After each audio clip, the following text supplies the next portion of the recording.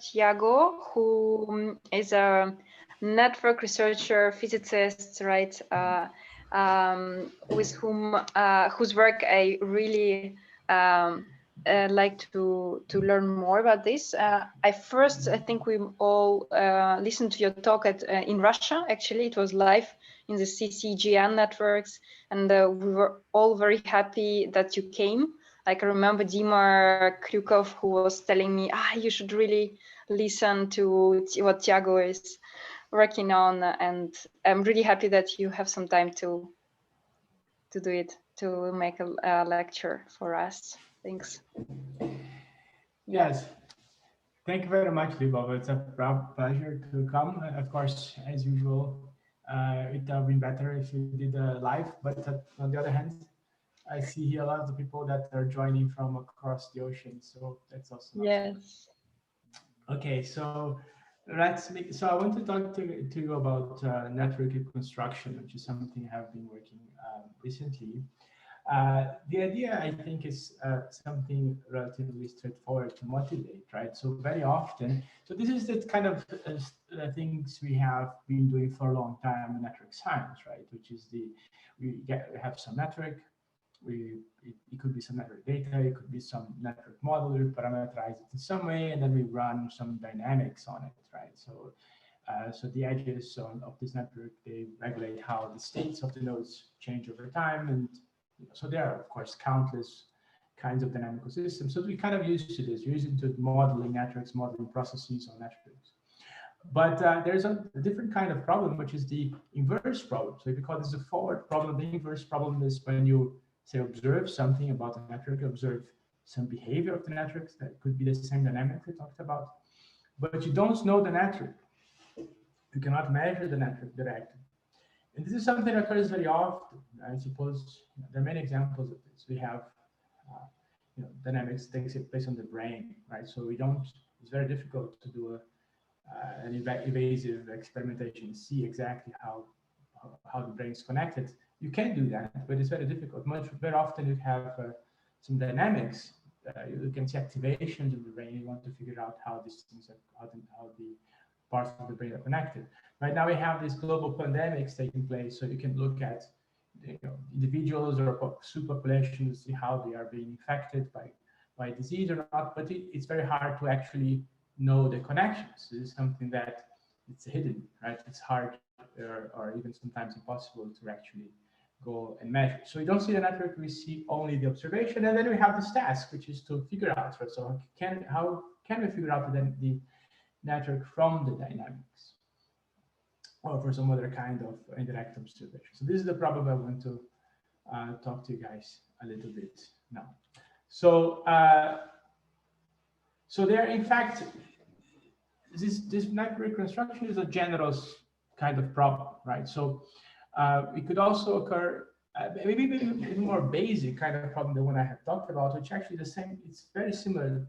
It falls into the same framework, the situation where we actually do have a measurement of some data, of some network data. So we do measure the network to some extent, but this measurement is imperfect, right? It's noisy, there are errors, right? So for example, I'm showing you here, we have a measurement process. There's some hidden network there, some network that is, let's say, call it a true network.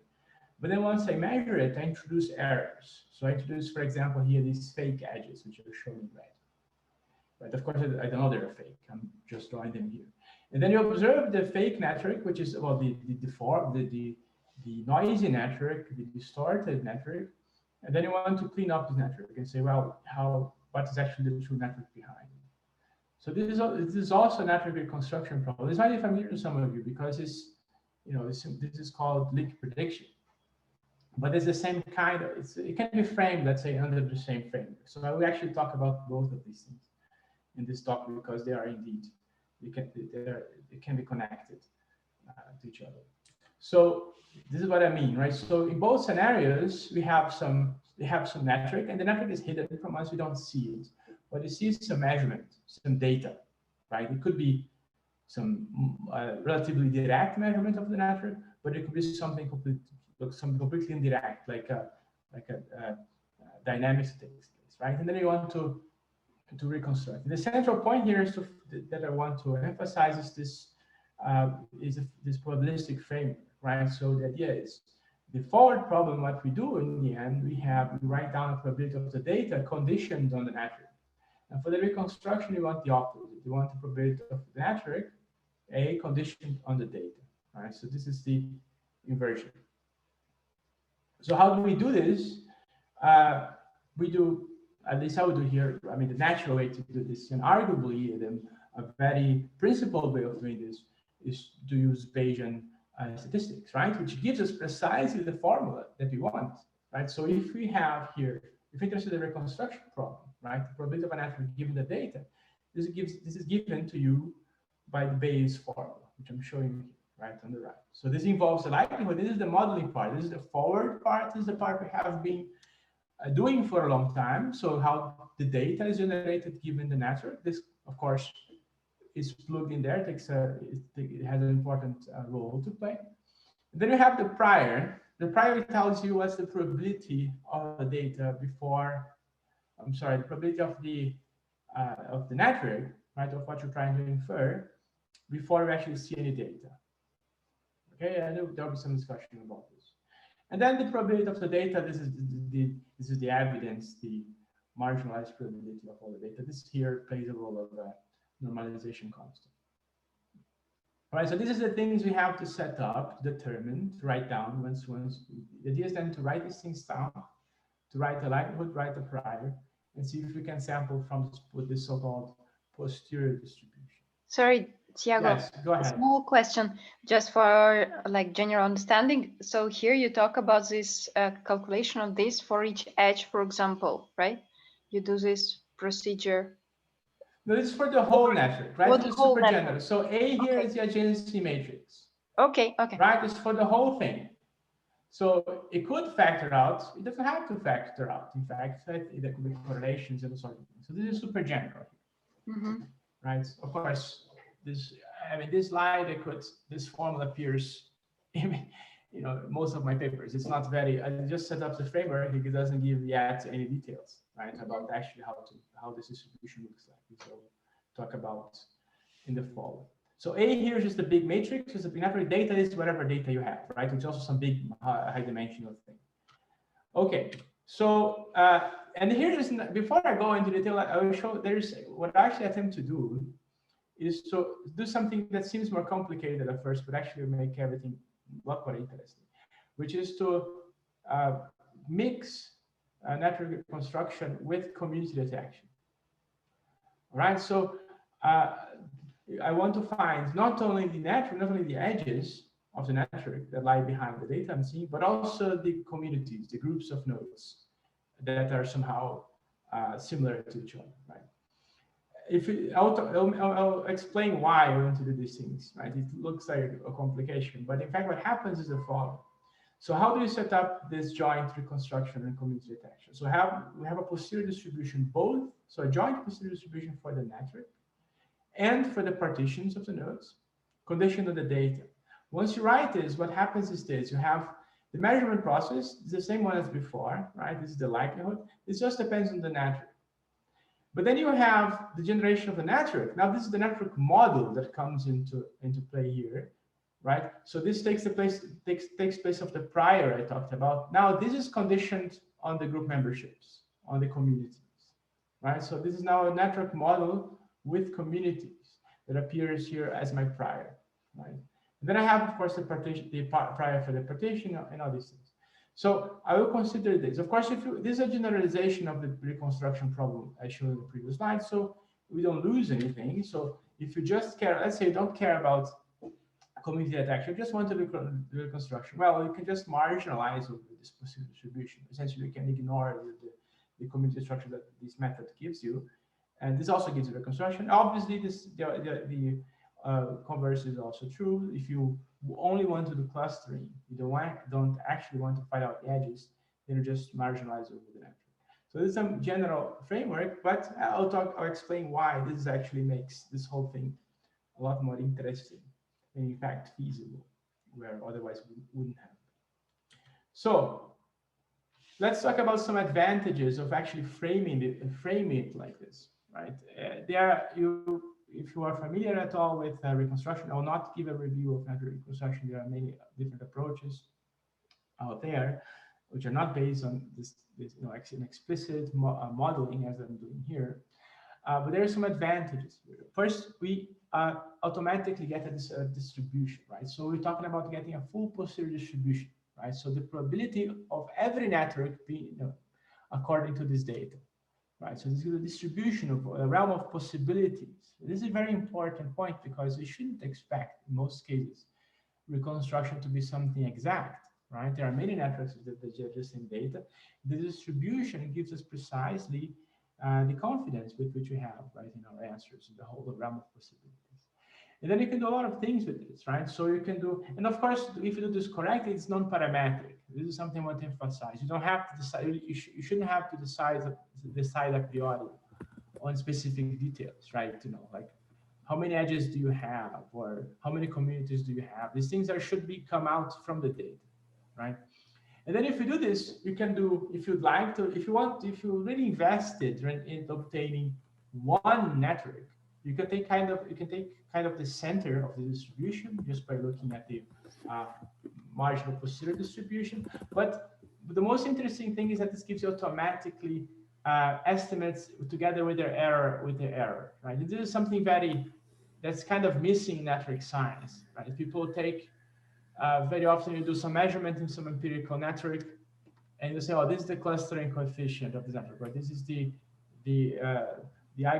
largest eigenvalue of this matrix, whatever it is," and you forget about the fact this is empirical data. Empirical estimates must always come with some error estimate, right? I mean, I learned this in first semester of physics undergrad school, where they taught me that a measurement without error bar is worthless.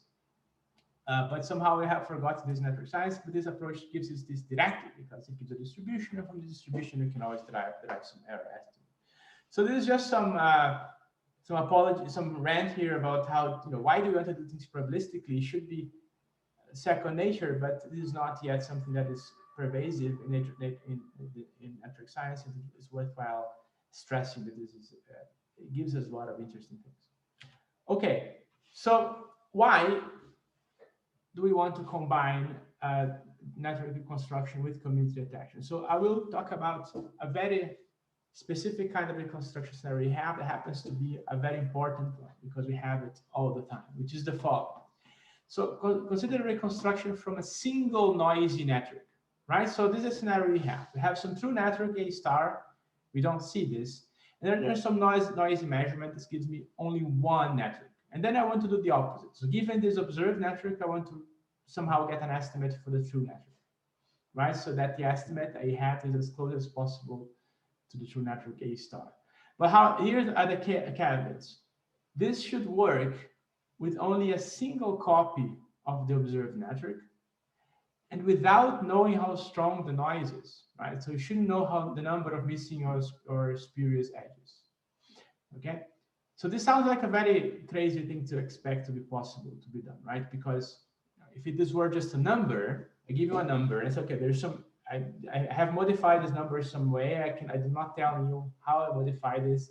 Please find out the true number. I mean, this is something that sounds impossible. But a network is not a number. A network is a high-dimensional thing, and in fact, this is possible. But why am I considering this scenario? Because this is what we have in most cases, right? If you take a random paper on in network science where some empirical data is analyzed, very typically that's what you have. People just forget about giving you error estimates. This is a network. This is a friendship network. This is the network of interactions between species, etc., and they forget simply to to do this error analysis, which is important. So we know that there has been errors in the network. This is for sure, right? I mean, the burden of proof in showing that there is no error lies on whoever did the measurement, right? So it's absurd to think that there is some data out there which it has no error. So that's exactly the situation we have. We have some network that we know there is some error somewhere, but we have to know much more than this, right? So this is a scenario I'm considering. So how is it possible that this works? So before I go and turn the crank and see how this works, let's consider an analogy. just to motivate you on the possibility here, right? So let's consider a situation where data we have is not an metric, is a picture, right? So this is not the same, but it's enough to give us an intuition. So suppose I give you these two pictures, the picture on the left and the picture on the right. Now, if I'm sorry, just suppose I just give you the picture on the right, right? So you don't know the picture on the left. You don't know, only know the picture on the right. And then I tell you, remove the noise from this picture. You would instinctively produce a picture that looks more or less like the one you have on the left, right? You would be able to understand that these grainy artifacts there are noise. So if I give a paintbrush, you should be able to remove these grainy artifacts, and then we get a picture on the left. So why would you be able to do this, right? What's the intuition behind this? And the reason is that we know, once you look at this picture, we know automatically what we're looking at. We know we're seeing a face, and we know what a face looks like, and we know what noise looks like, right? So knowing these two things, knowing what structure we're looking at, and knowing what noise looks like, we can decompose this. Right? So if we're looking at this picture, and okay, this whatever doesn't look like a face must, or other things you can recognize, the reality things don't look grainy like this, so we can remove the gradients. So that's precisely the two ingredients we need. We need a model for structure and a model for noise. Once we have specified these two things, we have a way of, we potentially have a way of decomposing from a single observation, right? So of course, we want to do this for networks. You're not really interested in pictures. It was just an illustration. Okay, so how do we do this for networks? Okay, so we have to come up with a model for structure. Okay, so what is structure in networks? This is super open, right? There are 1,000 ways to define network structures. Here I will, because as I said, and this is where community structure comes in, a very natural way of impose structure, to talk about structure, to parameterize structure in networks. In a general setting is to talk about mixing patterns, right? And the simplest model that contains the idea of mixing patterns of communities is a stochastic block model, right? So the idea is you take a network, you divide it into B groups, and then you have a big matrix lambda, which gives you the probabilities that an edge connects a node from group R to group S. So by setting this matrix, you can have an arbitrary number of groups, and you can have them mixing an arbitrary number of ways. You can have strict community structure, you can have bipartite structures, cooperativity, you name it, right? So this is a histogram of networks, right? Like we have histograms for one-dimensional and multi-dimensional data. This is essentially a histogram for an adjacency matrix. Okay, so it's something that is not a mechanistic model, or it doesn't really explain the mechanism of formation for networks, but it is a generative model, and it's one which we can use here for our purpose. Right? So of course, it's a very famous model to do community detection for exactly the same reasons. It can be generalized in many ways. You can make it degree corrected, for example, by putting attributes on the nodes, such that inside each group, nodes can receive a different number of connections, and we can make this. You can generalize for directed networks, for overlapping groups. Anyway, there are many ways to make this even more realistic or more elaborate, etc. Right, so this will be the equivalent of the face, so to speak. Right, these are kind of structures I will be able to recognize and use this to later on to differentiate from noise. So just to make it clear here, we actually can do this computation. It's fairly easy, right? So you can write down the likelihoods for the network, given these parameters, the matrix of connections, the kappas for the degree correction, and then I'm using here this Poisson formulation. You can think about priors, right? Or what are the priors for the parameters? If you don't know anything about network structure, then you should use non-informative priors, which are maximum entropy priors that reflect our ignorance about what kind of community structure you have, etc. So and then you can do the computation. You can write down and write this marginal likelihood, which is kind of half of the way through, right? When you want to get a posterior distribution, because you can write down an actual expression for the denominator, for the numerator of the posterior distribution, right? So we're kind of getting there in terms of being able to get a posterior distribution. So this is what you would use, for example, to get do community detection. But that's not exactly what we want to do, but it will be part of our recipes. I just want to emphasize that I can actually do this. And you can, so essentially what we have here when you think about structure is a model where we have some model for the parameters, for the edge counts between groups, and have some model for the degrees. Both of these things are random. And then in condition of these things, we have the probability that a given network is observed. So this is our generative model for the network structure. Right? You can generalize this in many ways. I'll not talk too much about this, not take much time, but one very good extension of this model is when you replace this non-informative or flat or maximum entropy prior for the parameters, using instead a Bayesian hierarchy where you have the first layer of the stochastic block model, where you have hidden. So suppose you're modeling this network here. So the colors here are the groups that you are considering, and the edge counts between groups you can represent this as a multigraph. And then instead of saying, okay, this comes from a maximum entropy distribution, you say, well, that's just a multigraph, so I can model this using the stochastic block model again. So I have a smaller block model with its own parameters, and I keep doing this, right? So this is the nested stochastic block model, which gives you a hierarchy of groups. It has a bunch of nice features, like it prevents underfitting, and it gives you multiple scales of resolution. So this, we have all this machinery that has been developed to do community detection based on generative models, and we can just essentially bring this into the reconstruction, right, to give us a more versatile view of the kinds of structures that can be represented. Okay, so this is the part about the network models. You could replace this by anything else. You could put here some latent space models, some network growth model. Doesn't really matter, right? The point is that it needs to be something that allows us to understand, allows to parameterize to some extent network structure.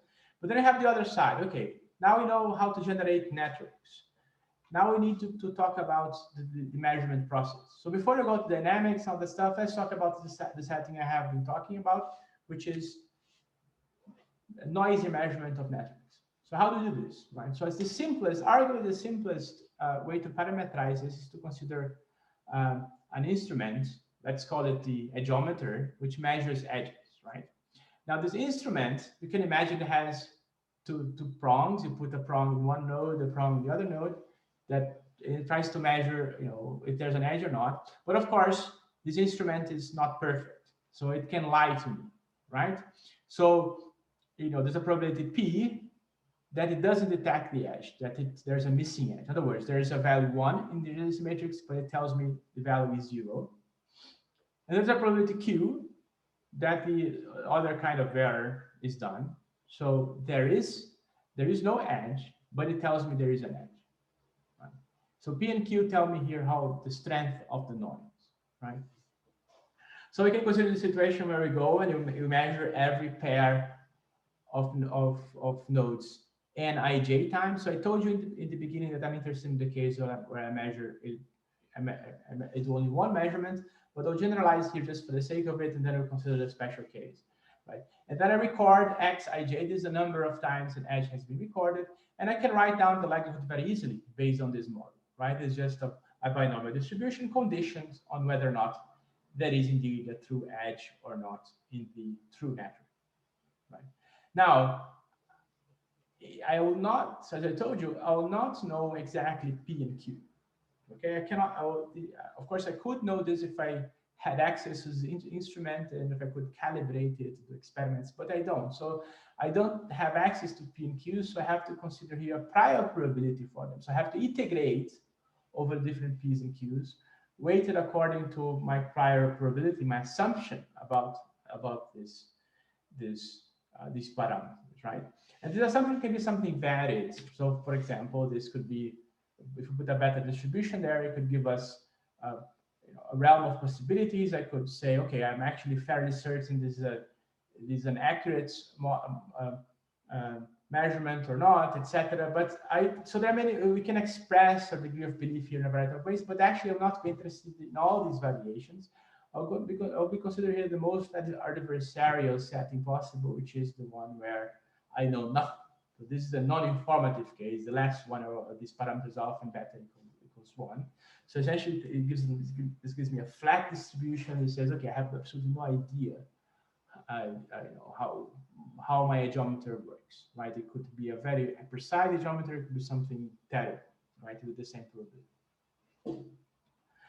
So this would be the scenario we'll be considering because it's arguably the most difficult. So once you do this, so things now you can just glue them together, right? Now I know by using this a geometry model, I have the measurement here, the measurement likelihood. Then the stochastic block model gives me these two terms. These are my structured priors, right? And then this gives me up to a normalization constant because this gives me the posterior distribution. So the idea now is to sample from this distribution, sample the matrix and the community structure from this distribution. Of course, it's not because I wrote this distribution down that I can just sample from it. Right? It's a difficult distribution to sample from. So the method we use here to do the sampling is Monte Carlo, Markov chain Monte Carlo. The idea is that we start with some network, we start with some community structure, then we do modifications, we do proposals, right? So we add or remove an edge to the current network. We can move a node from one group to the other. We can merge groups and split groups, and then we consider these modifications, and then we accept or reject according to the Metropolis-Hastings criterion, which is given here. Right? So if you go and you keep running these proposals and you keep accepting or rejecting according to this probability, then eventually this will converge to the target distribution. Okay, so this is the Monte Carlo. So I'll not go through here every single move and how it's implemented because it just takes time to explain. But let me just, of course, this is all in the papers. But let me just point out this actually does scale pretty well. So we can use here a lot of the algorithm that we have for community detection for the part where we're moving the partition around. And then for the reconstruction part, we just need to move edges, to add and remove edges. So in the end, given the way that these models are parameterized, this actually does scale also to fairly large networks. So we can apply this, and it's fairly efficient. So this is how we set up the problem, right? We just set up what we know about the measurement, we set up what we know about the structure, and this gives us automatically a reconstruction problem, a reconstruction algorithm. Okay, so let's see how this works, right? So let me just go and we can just try this out, right? So I took here a network. So this is a network, it's a real network of political blogs. So these are, so those here are blogs and a network, and they're connected if a blog cites the other blog. And then I pretended this network is a real network. I can do that. And then I simulated the noise, right? So I simulated this geometry, right? So I varied P, this is the probability of missing edges, and I chose Q such that this preserves the total density of the network. This is just for convenience of the analysis. And then I did the several experiments here, right? So I generated the measured network, and I ran this reconstruction algorithm, and I tried to see how good it was, how much of the original network it reconstructed, right? So here is the results you get. So this is as a function of P here, I have a similarity with the original network. This is for a different number of measurements, right? So of course, for 10 measurements, I get excellent reconstruction here until the value of noise becomes very large and this starts to break down. So of course, for P close to 1, it's impossible, right? So, but the interesting thing here is that even with n equals 1, I'm able to do positive reconstruction. So I'm closer to the original network than the data was. So I am able to remove noise from that. Now you might think, look at this plot and look, the similarity is not that great, right? It's above, but there's some percentage that cannot recover. So this is true. This means that for one measurement, it's not possible to fully reconstruct the network. But it's important to realize that this way of comparing, which is expecting every single edge to match, is actually a very strong requirement. If you actually look at the ensembles, at properties of the network, you can actually see a bit better how well this is working, right? So here I give you some more examples of other comparisons. So for example, here you see the local clustering coefficient, the average local clustering coefficient as a function of noise. So this green dotted line, this is what you see in the noisy data.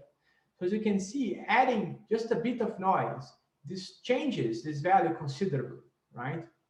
But for the reconstruction network, even with one network, I'm getting something very close to the region, right? Even though the noise is very strong. So of course, when the noise becomes very large, it becomes difficult. Same thing here for the degree of sensitivity coefficient.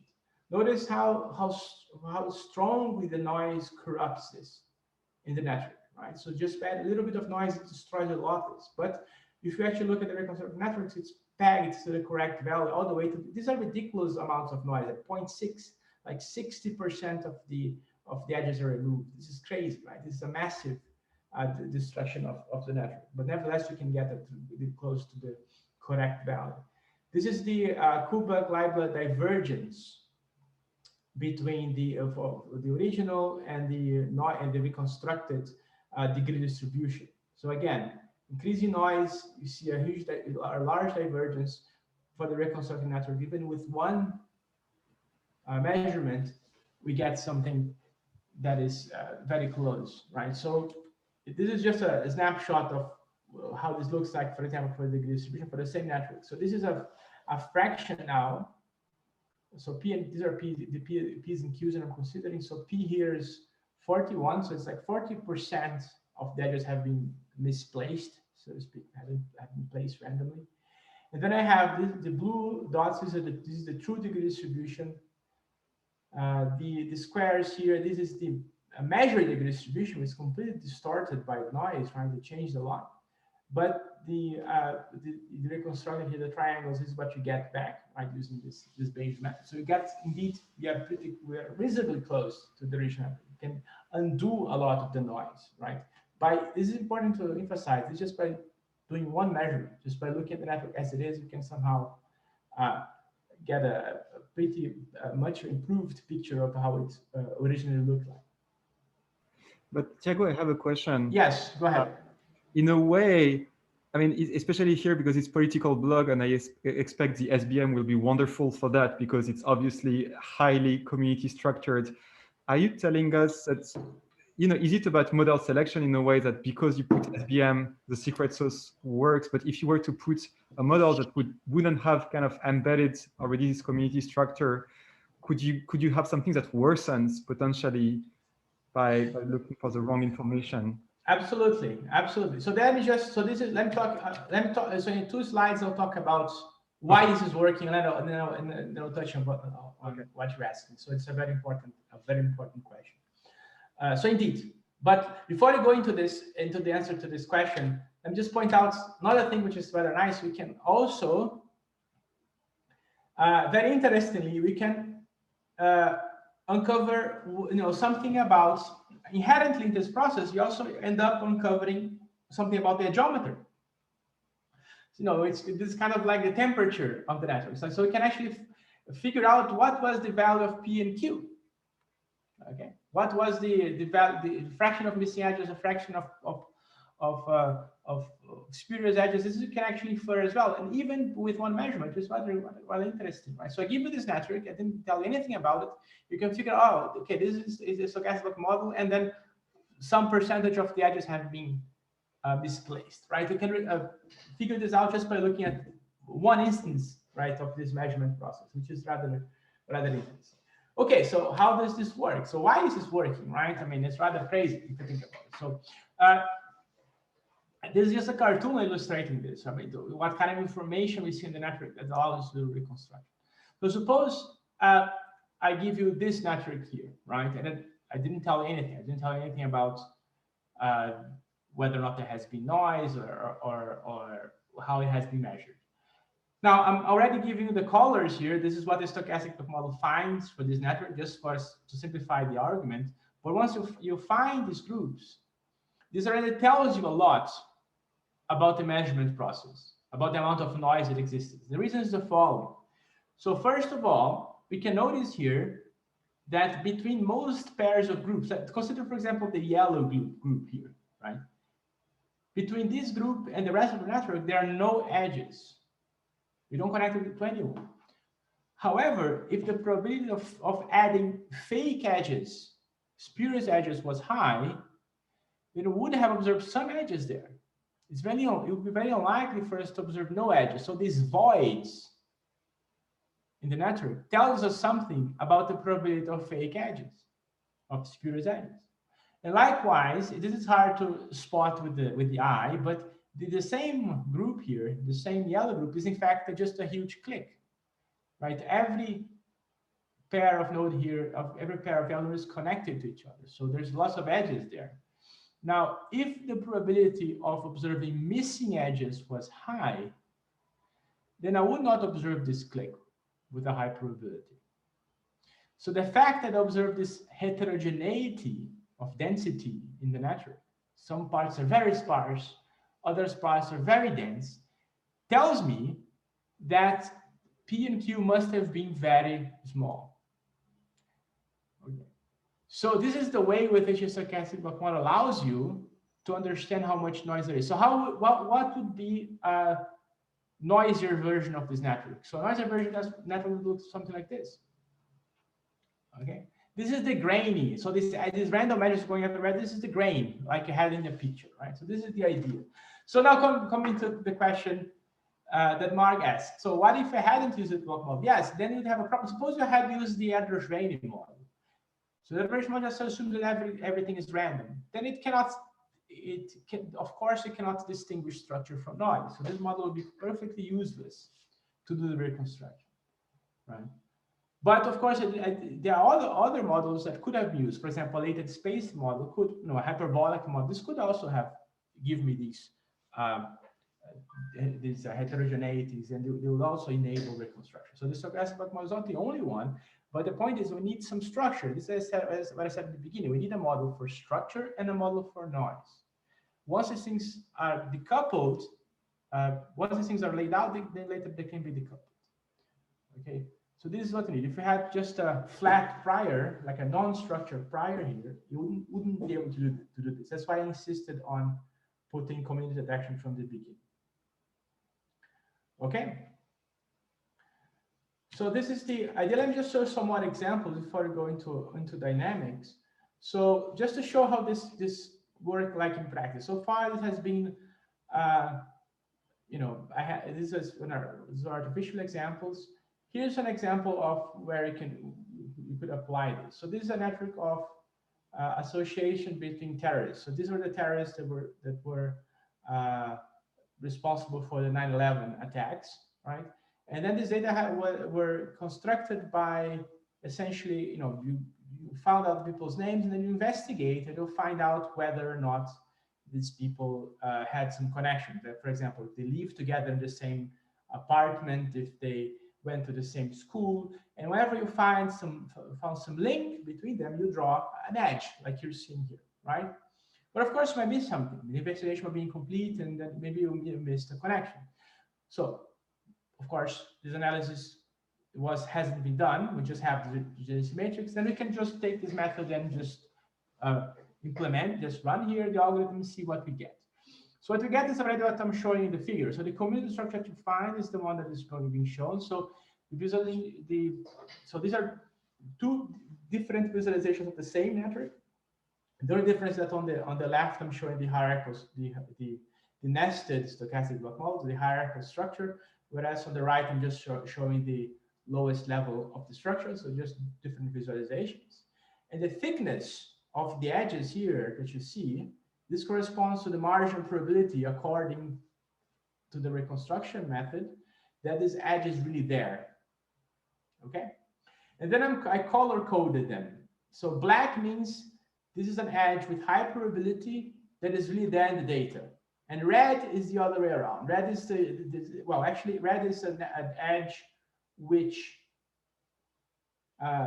has not been seen in the data, right? So this is also shown here in the bottom. The bottom I did, I took every possible edge, every pair of nodes, and I ranked according to the probability that that's an edge according to the reconstruction, right? Which is given here in the y-axis, right? So, and then I drew here a line. This line is 50%. And then I have here, no, I'm sorry, it's like 30%.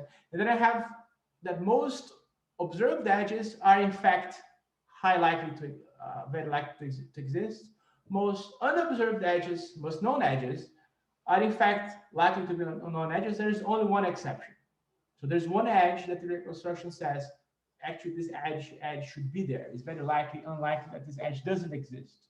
And this is this red edge that you see in the figure that connects Mohammed Atta, which was one of the ringleaders, to this relatively unimportant person in this group here, right? So why does the method tells us that they should be there? Well, it's because the model notices that this blue group that you see here, which happens to be this group here, all of them are connected to Mohammed Atta, and all of them are connected themselves.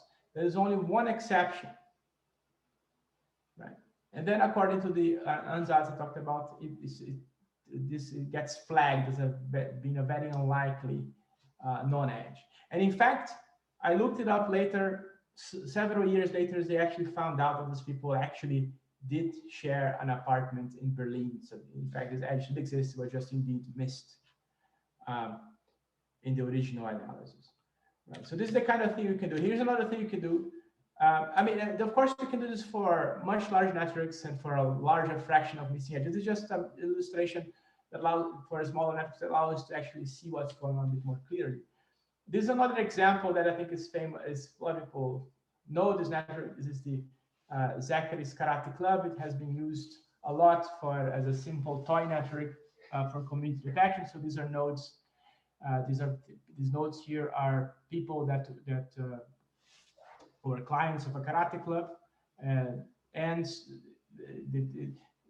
this was measured just before there was a fight between the instructor and the owner of the club, and the split you see here is pretty much the split that happens after the network is measured. Now here's a caveat that a lot of people don't know. This network, if you go to the original paper where this data is explained, there is in fact an error. There's an ambiguity, right? This data there is represented as a GC matrix like this. This network is supposed to be undirected, but the full matrix is given, right? Both the upper and the lower diagonal entries. And then if you actually look closely, if you try to transcribe this, you notice that there is this 0 here between these two nodes. That if you look at the opposites of the matrix, it's actually 1. So it's completely ambiguous, right? Does this edge exist or it doesn't exist, right? So just looking at for the paper alone, you don't know, right? Most people, so most instances of this network out there assume that this edge exists. This is the edge I'm considering here, right? So this is the question mark. Most people assume that it exists, but there's no reason. Right, because the data doesn't tell you. The data it's not specific. So we can pretend.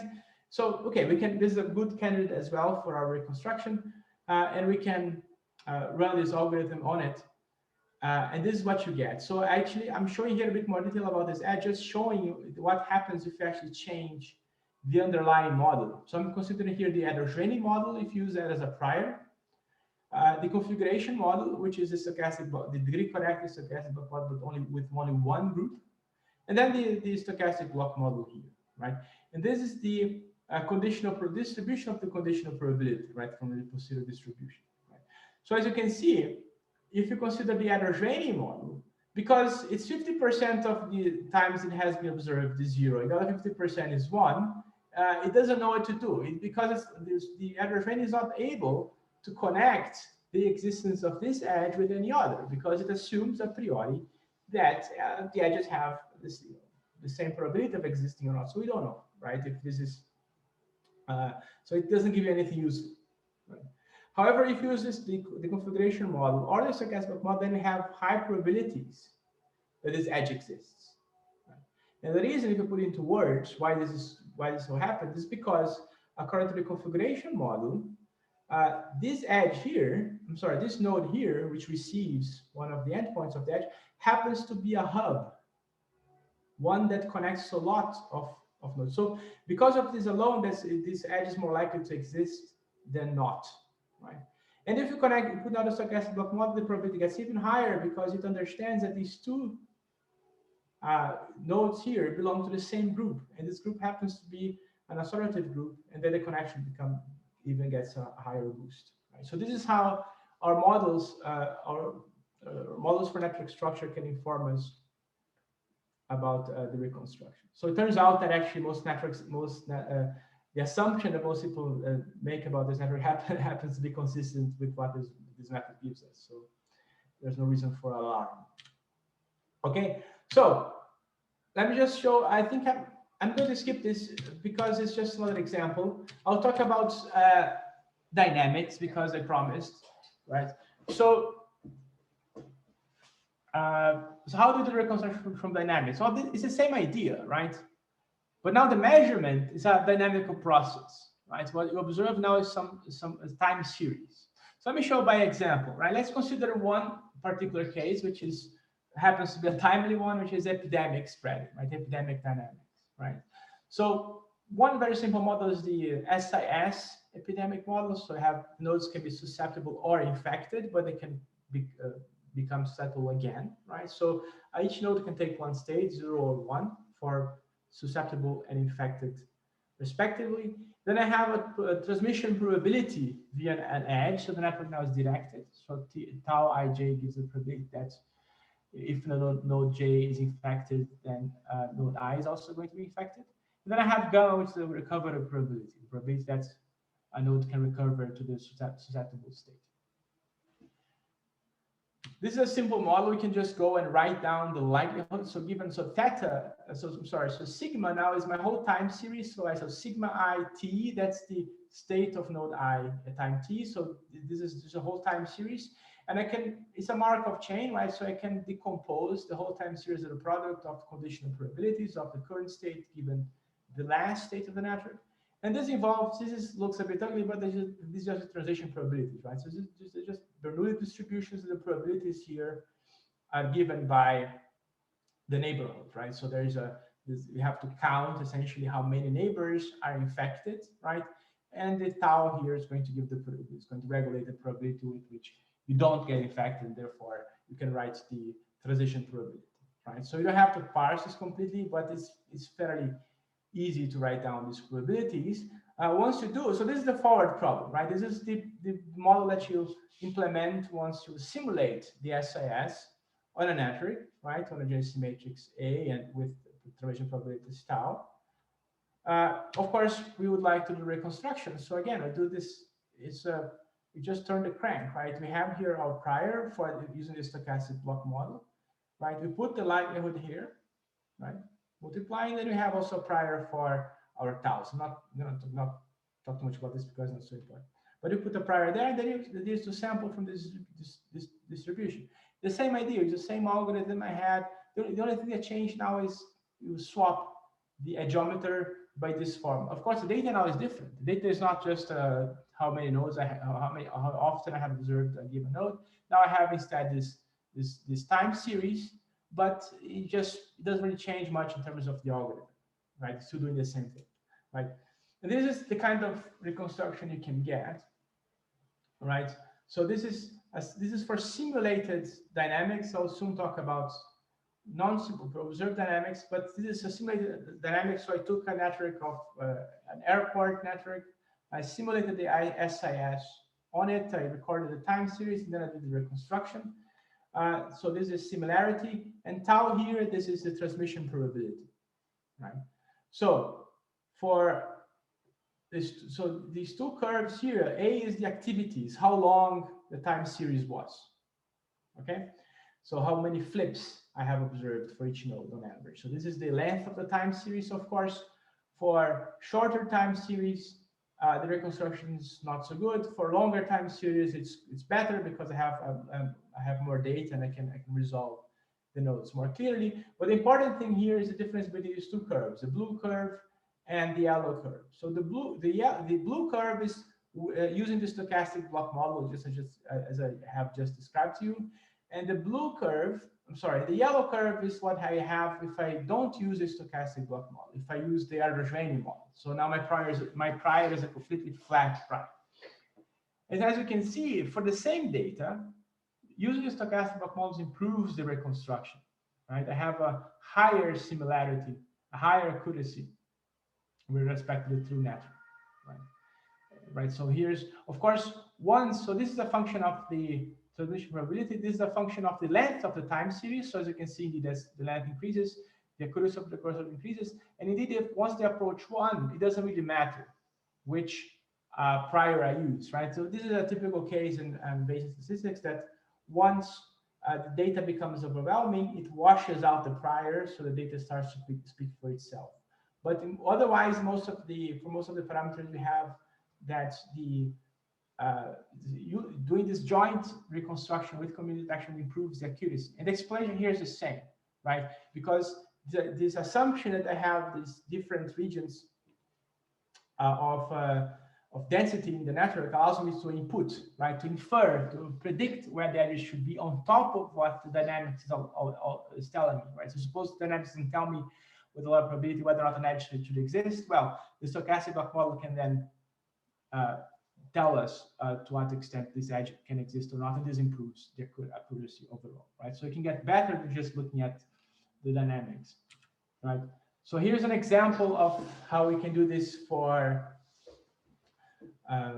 real dynamical data, right? So this is it's hard to get actual epidemics data, but we can use these models for opinion spreading or for influence in many ways. So this is a reconstruction of Twitter cascades, right? So it might be difficult to get information on who is following whom, but we can see who retweets whom, and then you collect a bunch of these retweets. And you can model this as a SI, so it's a SIS with the gamma parameter put to 0. It's maybe the simplest model for this kind of dynamics. And then if you run this approach, this algorithm, this is the network that you get. So I took here almost 60,000 retweets for almost 2,000 nodes.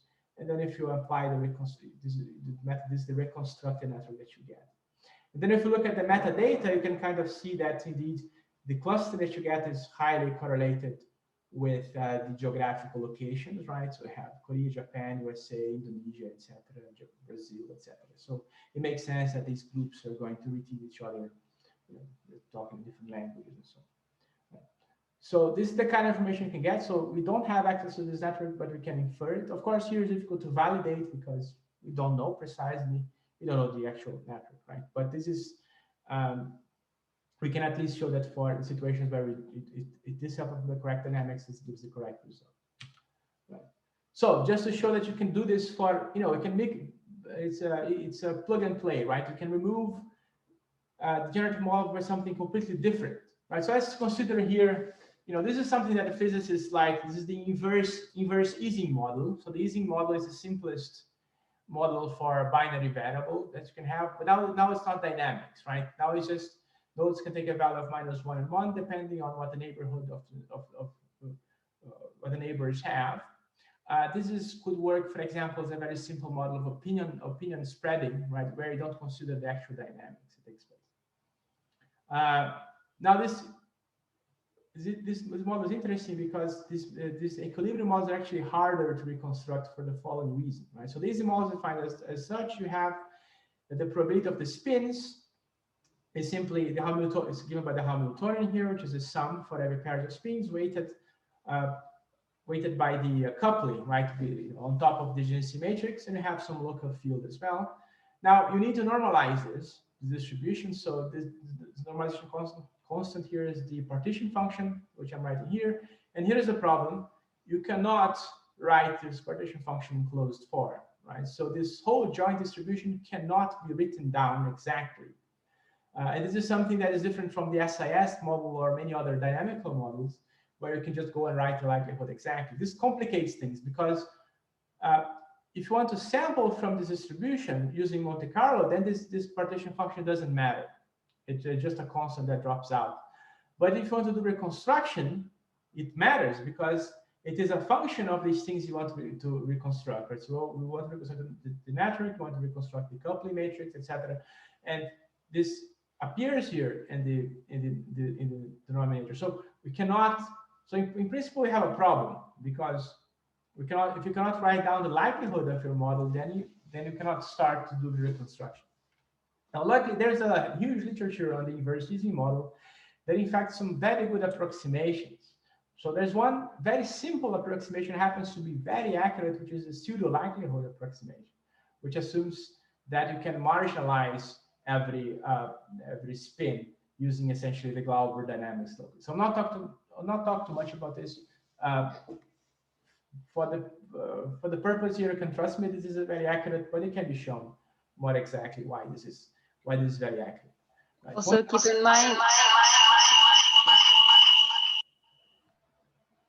Yes? Was there a question? Okay, I'll continue then. Once you do this, then you can finally write down the posterior distribution, right? So it just looks a bit big because I have a bunch of little things. So I have the network, I have the inverse temperature, beta, I have the coupling, and I have the local fields, right? So I put that, so everything appears here as the argument of the posterior distribution, and I can sample this using Monte Carlo. Now, the interesting thing, so this is an example again. So I took this, do the same thing. I took a network, there's a food web, I ran the Ising model on it. I sampled many spin configurations, and I did the reconstruction. The nice thing is that we have, there's a bunch of theory for the inverse Ising model. You can use mean field theory, which gives you a very simple algorithm for reconstruction. I'll not go to this. If you use response theory, you can show that, in fact, the coupling is related to the inverse of the correlation matrix, which means you can just take the spins that you observe, you can compute the correlation and invert. This gives you an estimate for the coupling. And then you can compare with what I'm doing here using Monte Carlo, right? So again, the same kinds of curves. So M is the number of samples. So here's a function of the number of samples. So of course, when I increase the number of samples, the quality of the reconstruction increases. And again, using the stochastic block model are the blue curves. So this improves the reconstruction systematically. But then now I'm comparing here the red curves gives me what I get from mean field. So in the neighborhood here of this peak, then it's the Bayesian version and the simpler version actually give you the same answer, right? Once I put the stochastic block model, it improves. So what is happening here? So there's a peak. Where is this peak? So the peak actually corresponds to the critical temperature, right? So this is a function of the inverse temperature, and I'm showing here precise critical temperature for this system. So at the neighborhood of the critical point, we have very long range correlation. So the samples from the system are mostly informative, right? They're maximally informative about the structure. So reconstruction tends to be easy there. And indeed, the difference between the Bayesian version and this is negligible. But as I said, this stochastic model goes beyond this, right? Because it taps into a different source of evidence to do the reconstruction. The inverse correlation, however, breaks down as soon as you go to the magnetized phase. This is when the inverse temperature is high, so the temperature is low. Now, if you have low temperatures, you can have freezing of certain nodes, and then this causes this matrix not to be inverted. So this is not a very robust method, but it's super simple. But as you can see here, we can do better by incorporating community detection. Okay, so let me just, yes, go ahead. Because some people, they already wrote that they may start to leave. So before we wanted maybe to start to wrap up and start opening questions, just to tell you. Sure, I'm done basically. Just want to show one example, then I'm done. It's very fast. So this is just an example of for members of Congress, the Brazilian members of Congress. You have whether or not they vote yes or no or abstain in a voting session. So here the dynamics is not important. So the Ising model is a good example. This is the kind of thing we can reconstruct. So just based on whether or not they vote yes or no, we can recover this network of interactions between the deputies. And you can see, for example, these are the groups you find with approach, right? Which also gives you the community structure. And then you can see that it correlates very well with the government and the left-wing government at the time, and the opposition happens to be split. So you can get quite a bit of information from, so it works fairly well, right, in these empirical settings as well. Okay, This, of course, I'll skip. Let's just mention very quickly, these are the papers that are relevant for this. And this is, if you want to play with the code, this is the link for it. Okay, so I'm done now. So please, if you have any questions. Thank you. I have a question, but maybe first I will let others ask. If I saw that Misha Tam also joined, but a bit later. It's great, but Go ahead, Liva, ask. okay, yeah, because so we have one fellow at CRE who also worked on some kind of reconstruction of equations, underlying equations based on the time series, for example, right? And there, sometimes you actually can say at which level of noise you actually can reconstruct, right, the underlying dynamics. In the case of networks, do you have any of the estimates, like based on what? Yeah, so for the dynamics, so it depends a lot, right? So this is the kind of, usually this is the kind of thing I have seen both for the at least for the kinds of models that I have investigated, right? Like the inverse EPIDEMIC model and the epidemics model. Here, there's a peak in the reconstruction. So it's interesting. It's not just about, of course, it's about the two dimensions which are important. One is the size of the time series, or the number of points that you have, right? In the case of the EPIDEMIC model, the number of samples you have of configurations. This is, of course, important. The more you have, the better. But on top of this, you also have some parameter of the dynamics, which happens to be important, right? So if you have here in the EPIDEMIC model, you have very low temperature, where every node is frozen. It doesn't really matter, right? How many you observe. This is what you see here in the bottom, right? So you have here a very high inverse temperature, so very low temperature here. So you change your orders of magnitude, and you haven't reached any improvement. This is because the dynamics not very informative at all. You just observe a bunch of zeros or a bunch of ones every time, and this doesn't tell you anything about the coupling, right? The same thing if the temperature is infinite, if beta is 0. If the temperature is infinite, then there's no correlation, right, between the spins anyway. So of course you cannot recover anything. This is the situation that you have here, right? So if you plot now as a function of the inverse temperature, there's a peak. It's bad at this end, it's very bad at this end. But then if you look here, there's a peak, right? Exactly at the max. So because the dynamics here is very informative. And this is difficult, I think, to give a theory that works for every dynamical models. Depend a lot. For the epidemics, for example, it's the same thing, right? So here, there's also a critical point, right? But the critical point happens to be here. It's for tau very close to 0 because this network is it has a very broad distribution. So the epidemic threshold is essentially close to 0. But there's also the place where the accuracy peaks, right? For the same reason. If you have a tau of 0, then there is no epidemics. Then of course nothing happens. It doesn't matter how long you wait. There's no data for you to reconstruct. If tau is 1, then essentially what happens is it goes too fast, and then it infects everyone, and then there's nothing else to see again. So the interesting part here is where there's lots going on, right? In terms of people getting infected and then getting recovered and infected and so on.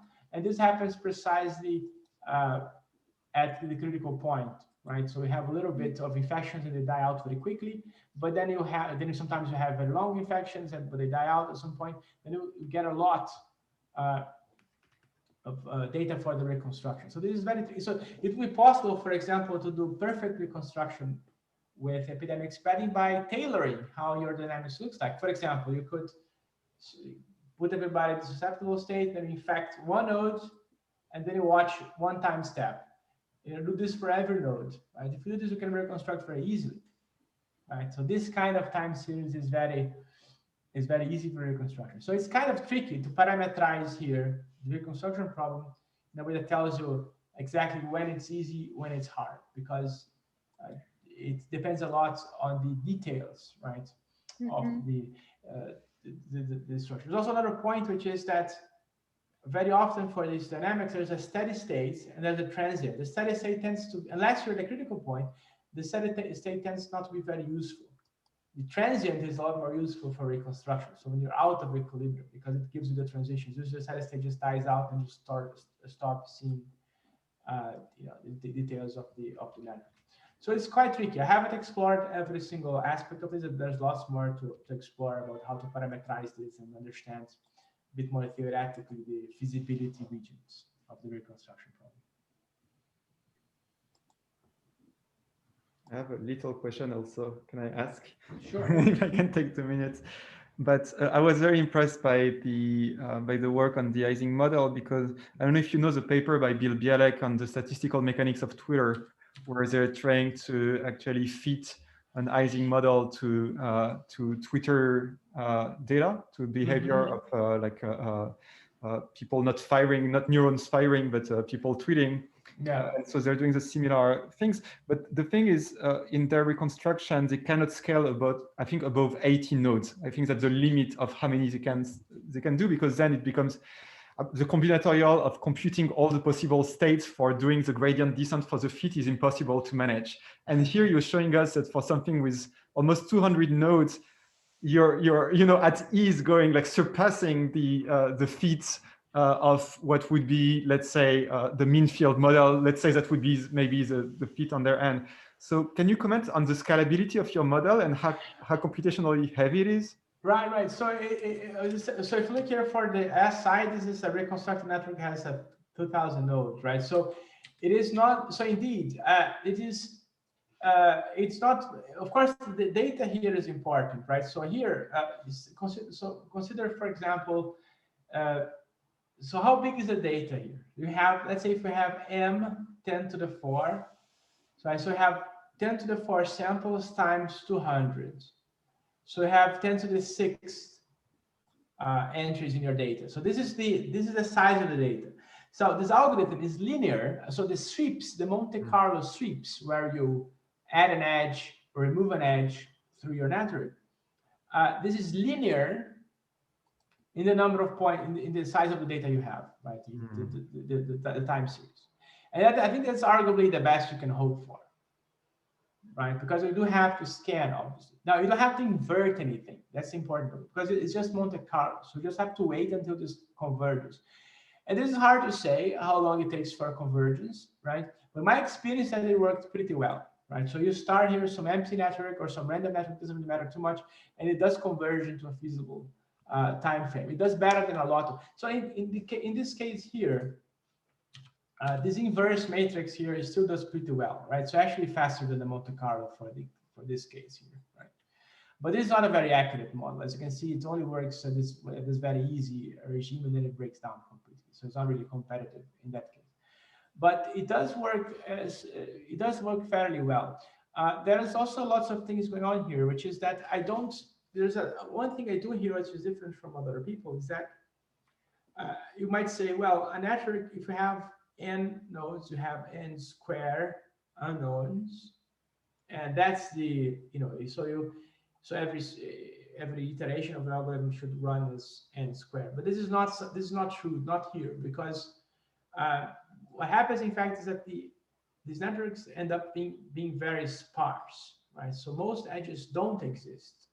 And this, in this Monte Carlo, this is inherently taken into account, right? So you, at any given time, you only have a very small number of edges. You're adding them randomly, and removing them randomly, but you're not testing every single one of them if they exist or not. Right? There's also other details of the Monte Carlo that I haven't talked about, which is the proposal. So where do I put an edge? Where do I remove edge? I make use of this of the information that has been found by the stochastic model to make the proposal as well. So I don't put edges in places that are very unlikely for there to be edges and so on. And this speeds up the algorithm quite a bit. So it's not there are many. So it's a series of little tricks and how you do the representation that makes it actually scale not so bad. So I'm leveraging a lot here from the insights that we have learned by doing community batching, right? Which also operate on sparse networks, also need to make it run fast, etc. So it's an extension in a way of the community batching algorithm, where now we're just adding or removing edges in addition to moving the nodes around to find the group placements. Go for it, Anastasios. Yes. So I had exactly this question that I didn't really understand. So you start by some like a random model as a prior, and you end up with a specific like a calculation of the parameters of this model, or do you end up with a specific binary graph? Let's say this is so you have an actual graph when you end up, or you just have the parameters of your model that you are looking for? No, I have both. You have So both. I have a joint distribution here of the network together with the parameters. All right. Mm-hmm. So I have both. I have everything, right? So I don't have one network, but I have a distribution. When I do these figures for you here, this is the average, right? So this is the average. Well, maybe this one is more clear, like this one here for the.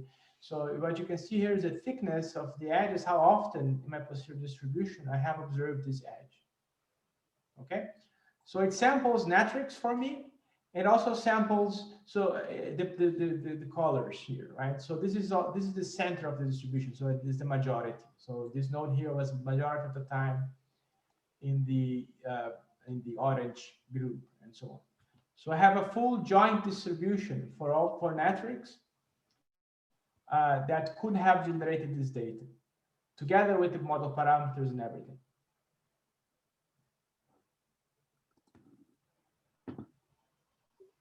But in the same way, if you had just converged to the parameters, then there would be multiple different graphs that could support it, right? Yes. It's not a unique graph.